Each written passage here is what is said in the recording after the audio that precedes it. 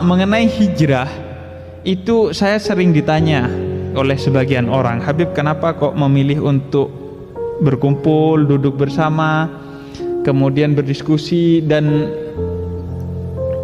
berdakwah kepada orang-orang yang notabene, saya gak sebut orang ini, saya sebutnya yang notabene, yang di pandangan masyarakat adalah orang-orang yang belum berhijrah, yang orang-orang yang katakanlah belum alim, belum masih mendapatkan hidayah.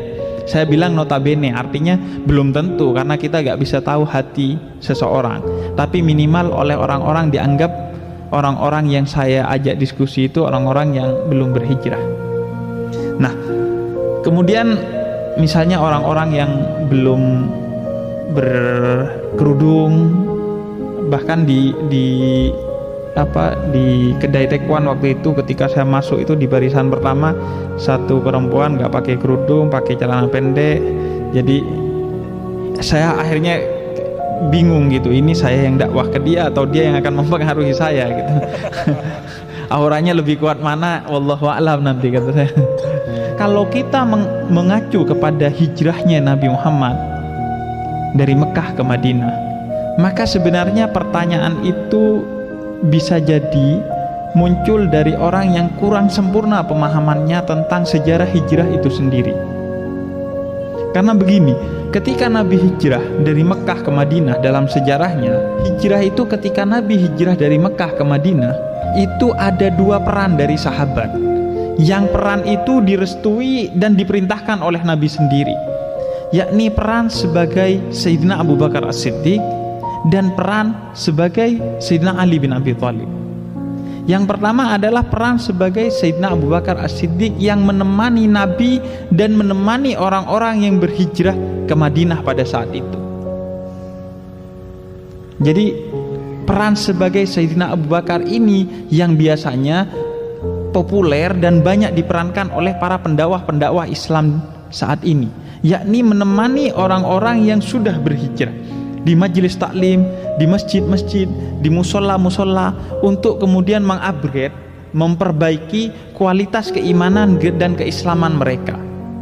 Jadi orang yang sudah hijrah kemudian di-upgrade, ditingkatkan keimanan dan keislamannya. Biasanya para pendakwah itu memilih untuk seperti itu. Mereka memilih duduk bersama di majelis taklim, di musola, di masjid bersama orang-orang pendengar-pendengar yang sudah memiliki komitmen keislaman.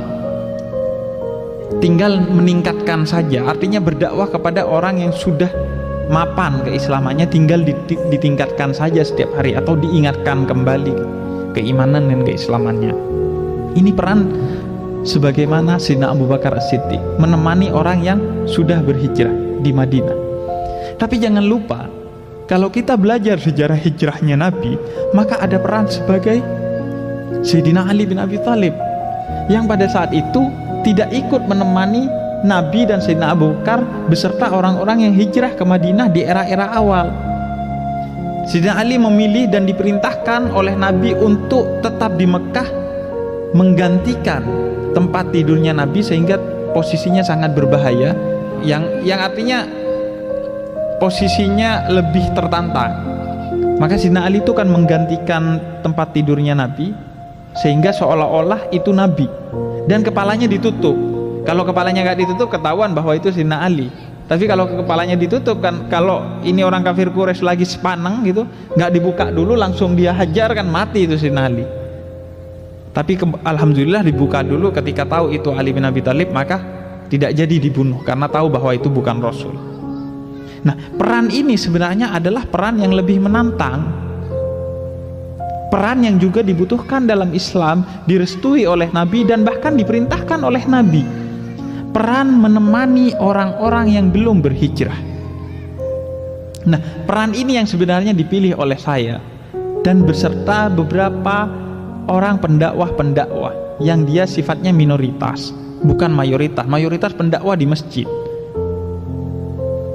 Tapi saya memilih untuk berdakwah kepada orang-orang yang belum berhijrah. Dan tantangannya harus lebih besar. Karena kenapa? Karena orang-orang yang belum berhijrah ini tidak bisa Anda temuin di masjid-masjid, di musola-musola, di majelis taklim. Anda gak bisa undang mereka ke sini. Harus kita yang dengan rendah hati mendatangi mereka dengan metode dan pendekatan mereka dan dengan bahasa mereka. Makanya saya katakan ketika saya diundang Q&A di Metro TV, saya ini untuk jadi badut pun mau, asalkan suksesnya dakwah saya. Karena kadang kepada mereka Anda harus berpakaian yang sangat tidak islami, dalam artian tidak tampak sebagaimana seorang ustadz. Kalau perlu celana pendek asal nutup aurat. Kalau perlu tindik ya tindik asal pakai magnet gitu. Jangan dilubangi. Nggak, artinya Anda harus menyesuaikan dengan mereka. Ini tantangannya lebih besar. Dan mereka ini umat Islam juga. Betapapun sebagian mungkin non muslim, mereka juga umat manusia yang menjadi objek dari dakwahnya Nabi di masa itu. Artinya ini nggak boleh ditinggalkan. Betapapun Anda menganggap orang-orang ini kotor, penuh dosa, tersesat, kafir, dan lain sebagainya, dia harus ditemani sampai kapanpun. Sebagaimana Nabi juga pertama kali berdakwah kepada orang-orang kafir. Sebagaimana juga Nabi sampai akhir hayatnya terus berdakwah kepada orang-orang yang belum berhijrah, yang kafir, bahkan yang memusuhi Nabi itu sendiri dan memerangi Nabi. Nah, peran itu yang diambil oleh saya, sehingga saya memilih untuk berpakaian seperti ini misalnya. Tapi kan manusia ini hidup gak cuma ngegas kan, harus juga ngerem kan. Makanya gak bisa Anda kemudian ngegas terus karena seenaknya gitu kan, gak gitu. Hidup itu soal ngegas dan ngerem pada waktu dan pada proporsi yang tepat. Jadi gak, kalau di barat kita diajarkan untuk hak dan kewajiban itu sama-sama dituntut. Kalau Islam enggak. Kewajiban harus ditunaikan, tapi hak tidak selamanya harus Anda tuntut. Buktinya Anda boleh makan, tapi sesekali Allah ajari Anda untuk menahan lapar di bulan puasa. Anda diajari untuk tidak mengambil hak Anda. Itulah yang kemudian dimaksud toleransi. Jadi sesuatu yang sebenarnya menjadi hak Anda, tapi Anda relakan kepada orang lain untuk kemaslahatan yang lebih luas. Jadi itulah yang dimaksud dengan toleransi. Merelakan hak kita yang seharusnya milik kita, kita relakan untuk masyarakat yang lebih banyak mendapatkan manfaat. Misalnya rumah kita tiba-tiba kena proyek tol gitu. Kita relakan meskipun harganya harus tetap mahal. Jadi kita relakan kan untuk kemaslahatan yang lebih besar. Padahal itu hak kita untuk tidak mau menjual rumah itu. Nah, itulah Islam, bukan sekedar menuntut hak. Islam diajarkan, umat Islam diajarkan untuk sesekali tidak mengambil haknya untuk kemaslahatan yang lebih besar. Nah, kembali ke hijrah, maka hijrah kemudian saya berpakaian seperti ini, menemui mereka, duduk bersama mereka. Dan peran itu harus ada. Karena yang dilakukan oleh Nabi pertama-tama ketika hijrah itu salah satunya selain membangun masjid dan membangun pasar, Nabi itu juga membangun pasar di awal-awal hijrah. Itu menunjukkan bahwa Islam gak hanya ngurusi masjid tapi juga ngurusi pasar. Gak hanya ngurusi akhirat tapi harus juga ngurusi dunia. Makanya saya senang sekali melihat masjid ini di mana sampai ada tempat penginapannya lengkap. Karena masjid memang harus seperti ini, harus menjadi pusat peradaban.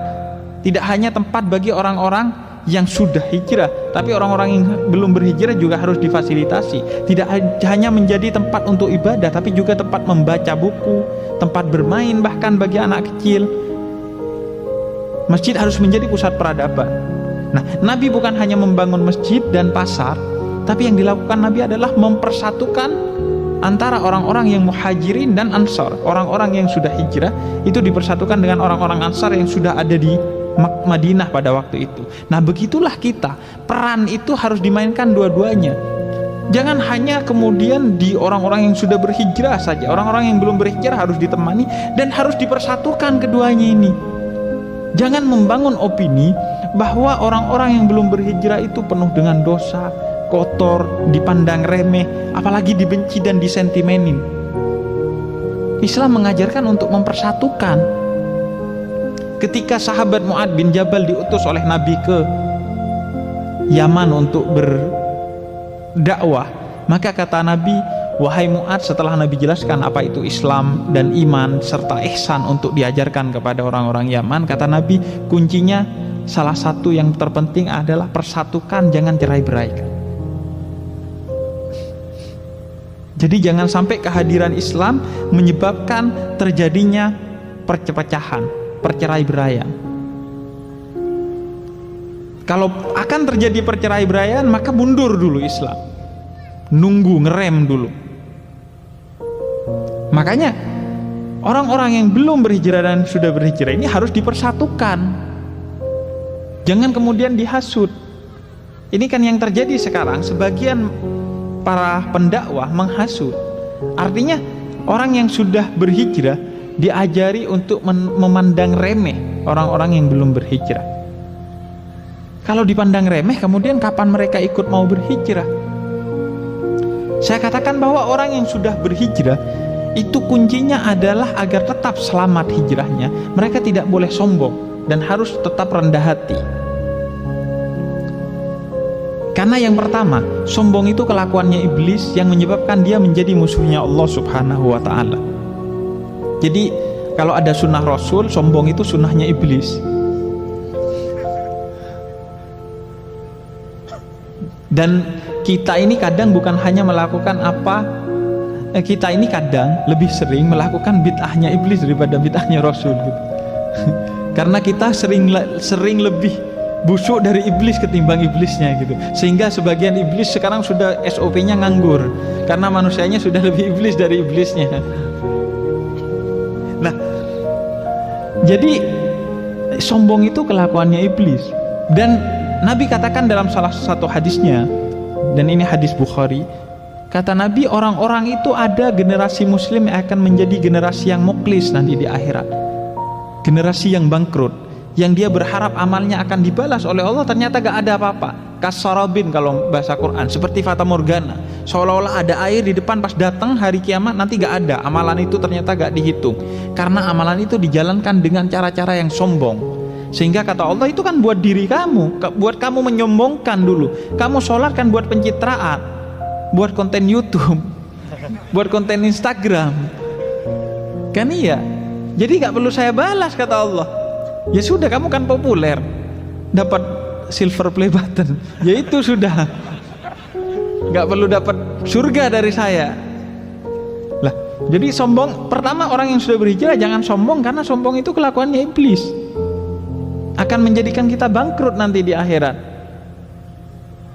Sudah capek-capek jenggotan gitu, tiba-tiba jenggotnya gak dianggap sunnah, kan repot nanti.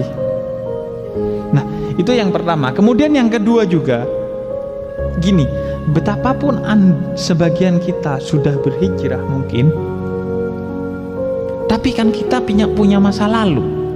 Orang-orang yang sudah berhijrah itu kan punya masa lalu. Masa lalu yang ketika dia penuh dosa, ketika dia masih kotor, sehingga ketika mereka memandang saudaranya lain yang belum berhijrah, mereka harus memandang sebagaimana diri mereka di masa lalu. Oh iya, saya juga dulu gitu.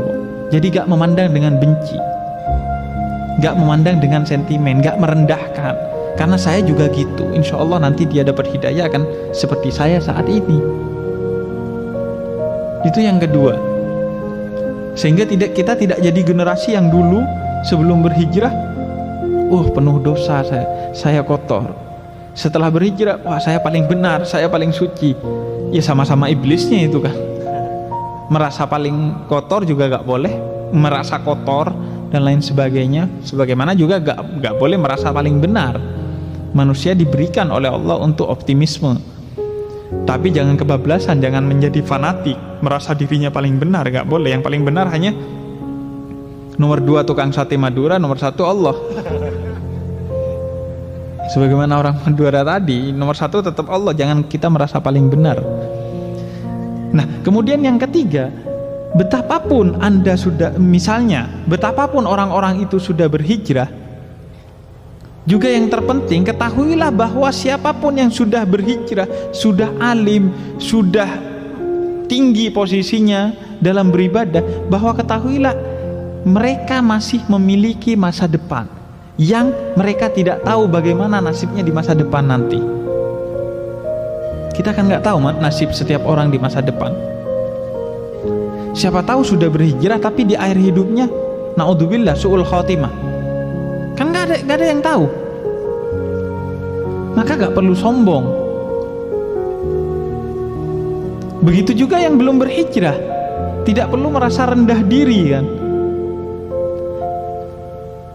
Karena yang pertama orang gak tahu kapan dan dengan cara apa setiap orang mendapatkan hidayah dari Allah Subhanahu wa ta'ala. Jadi slow aja. Hidayah yang ada di kubu sebelah yang sudah berhijrah bisa dicabut, dan hidayah yang belum ada pada kita bisa diberikan oleh Allah kalau Allah berkehendak. Sehingga tetap optimis saja dalam hidup ini, karena setiap orang bisa saja mendapatkan hidayah. Dan kalau gak mendapat hidayah, ya yang salah pendakwahnya. Suruh siapa gak disamperin? Mentang-mentang tiap malam di diskotik kemudian gak disamperin. Ya harus disamperin. Temenin Gus Miftah itu. Kan iya. Yang salah pasti pendakwahnya. Karena yang lebih dewasa adalah pendakwahnya. Yang sudah matang adalah pendakwahnya. Dia yang harus mendatangi. Makanya kita berupaya untuk kemudian mendatangkan hidayah itu dengan kerendahan hati, karena hidayah yang mendatangkan Allah dengan berbagai cara, sebagaimana Nabi lakukan. Bismillahirrahmanirrahim. Laqad ja'akum rasulun min anfusikum azizun 'alaihi ma 'anittum harisun 'alaikum bil mu'minin raufur rahim. Ini versi ustadznya. Jadi ayatnya dibacakan. Jadi Nabi itu kan di ayat dijelaskan bahwa selalu memikirkan nasib umatnya, sehingga malamnya dihabiskan untuk mencari cara bagaimana agar kemudian umatnya masuk ke dalam keharibaan Islam. Siangnya dibuat untuk test drive. Metode yang sudah dipikirkan malam dites besoknya. Ada yang dengan cara akal, dengan cara didiskusikan secara akal. Misalnya orang-orang yang masuk Islam dengan jalur akalnya adalah Salman Al-Farisi. Ada yang disentuh hatinya seperti Bilal. Ada banyak cara. Bahkan sebagian sahabat-sahabat Nabi itu dulunya adalah musuh-musuh Nabi, lawan-lawan Nabi, tapi karena melihat pesona akhlak Nabi, bencinya dibalas dengan cinta, maka dia masuk Islam. Jadi kita kemudian mengikuti sunnah Nabi, lakukan apa saja. Jadi badut ya jadi badut kita untuk dakwah itu.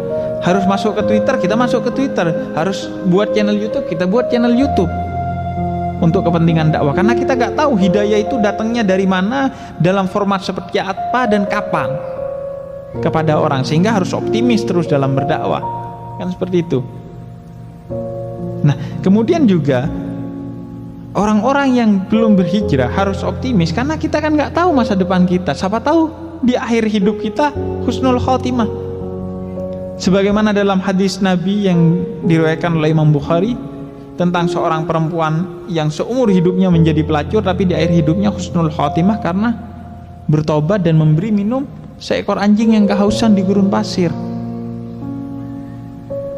Sehingga Anda jangan hitung-hitungan sama Allah kan. Allah katakan di Quran, Anda jangan hitung-hitungan, karena kalkulatornya Allah dan kalkulator Anda dan kalkulator kita berbeda. Karena Allah kan gak wajib pakai kalkulator iPhone, Android atau Casio. Kan gak, kalkulatornya Allah itu beda. Bisa jadi Anda seumur hidup baik, di akhir hidupnya jelek, maka Anda masuk neraka. Bisa jadi Anda seumur hidup jadi orang yang jahat, tapi di akhir hidupnya baik, maka Anda masuk surga. Itu kalkulatornya Allah. Bukan karena amalan kita masuk surga, tapi karena rahmatnya Allah Subhanahu wa ta'ala. Makanya saya sering katakan bahwa ibadah itu adalah seni merayu Allah Subhanahu wa ta'ala. Kalau orang-orang dulu katakan kalau sujudmu satu saja diterima oleh Allah, maka engkau akan masuk surga. Kalau Allah sampai dalam sujud itu, kita akan mencari peluang di mana kemudian Allah ngerasa, oh iya betul-betul menghamba orang ini. Satu kali saja sujud kita diterima oleh Allah, maka kita akan masuk surga. Makanya ibadah itu cuma mencari peluang sampai Allah merasa, oh iya ini orang benar-benar menghamba. Wah, sujudnya sampai tengkurap gitu. Kan itu seni merayu Allah Subhanahu wa ta'ala agar rahmatnya dicurahkan kepada kita dan kita selamat masuk surga nanti. Nah, jadi kan kita kan nggak tahu masa depan orang. Makanya seorang sufi itu kisah seorang sufi yang berjalan bersama seorang ahli maksiat. Itu berjalan, kemudian seorang sufi ini menasehati, kamu ittaqullah, bertakwa kepada Allah, kamu tinggalkan itu minuman keras, tinggalkan main perempuan dan lain sebagainya. Kemudian sampai di satu pohon terpisah itu sufi dan ahli maksiat 1-2 detik. Maka ketika ketemu lagi, seorang sufi ini diam, nggak lagi nasehati. Terus tanya si ahli maksiat ini, kok tiba-tiba diem, nggak seperti tadi berisik gitu, nasihatin terus. Terus kata seorang sufi ini, iya, karena tadi saya tahu bahwa kamu ahli maksiat karena saya pernah melihat kamu minum minuman keras, main wanita. Tapi setelah dipisahkan 1-2 detik oleh pohon, saya nggak bisa lagi menjudge kamu, menilai kamu ahli maksiat, karena siapa tahu 1 atau 2 detik ketika saya tidak melihat kamu bertobat kepada Allah dan tobat kamu diterima. Maka kamu bukan lagi ahli maksiat ketika ketemu saya lagi di depan setelah melewati pohon. Begitulah keimanan yang tinggi, selalu husnudzon kepada orang lain. Maka kita kan nggak tahu masa depan kita. Sebagaimana kisah sebuah anekdot, satu orang yang kakak adik itu tinggalnya mungkin karena urusan warisannya ribet, jadi ada yang satu di tingkat atas, satu di tingkat bawah. Itu kemudian si orang yang di atas setiap hari ibadah, orang yang di bawah setiap hari maksiat. Sampai suatu hari setelah bertahun-tahun, 2 orang ini tiba-tiba berpikir, yang di atas berpikir, wah, saya ini kok kayaknya yang di bawah itu setiap hari have fun, enak banget hidupnya gitu. Pengen dah saya nyobain hidup di bawah, maksiat sekali-kali gak apa-apa lah. Kemudian yang di bawah mikir sebaliknya, adik saya tiap hari sholat tapi kok hidupnya enak-enak aja ya, jangan-jangan sholat memang bikin tenang gitu, saya mau nyobain sholat dah. Akhirnya naik si kakak, si adik turun, kemudian si adik yang dari atas ini terpeleset, jatuh menimpa si kakaknya dan keduanya meninggal. Dan kemudian yang mendapatkan rahmat Allah adalah yang seumur hidupnya bermaksiat kepada Allah Subhanahu wa ta'ala, dan yang seumur hidupnya beribadah itu, yang di atas justru masuk ke dalam neraka. Karena kenapa? Karena di akhir hidupnya husnul khatimah yang bawah, dan yang atas su'ul khatimah, karena sudah niat untuk bermaksiat, yang bawah sudah niat untuk bertaubat. Jadi kita gak tahu akhir hidup kita. Maka dari itu tidak perlu ada saling sentimen antara orang-orang yang sudah alim, antara santri dengan orang-orang biasa, misalnya antara orang yang sudah alim dengan orang yang tidak alim, antara sufi dan ahli maksiat, antara orang yang sudah hijrah dengan orang yang belum berhijrah. Gak perlu sombong, gak perlu rendah diri. Yang belum berhijrah gak perlu merasa merendah diri, yang sudah berhijrah gak perlu merasa sombong. Maka keduanya ini harus dipersatukan, tidak lagi saling sentimen. Tidak lagi yang sudah berhijrah menganggap rendah yang belum berhijrah, dan yang belum berhijrah merasa minder kalau ketemu orang di masjid. Nggak perlu, karena setiap orang tidak tahu akhir dari hidupnya, dan yang menyelamatkan seseorang adalah hatinya yang tetap rendah, tetap tidak sombong. Bukan kelakuannya, bukan amalannya, bukan itu yang utama.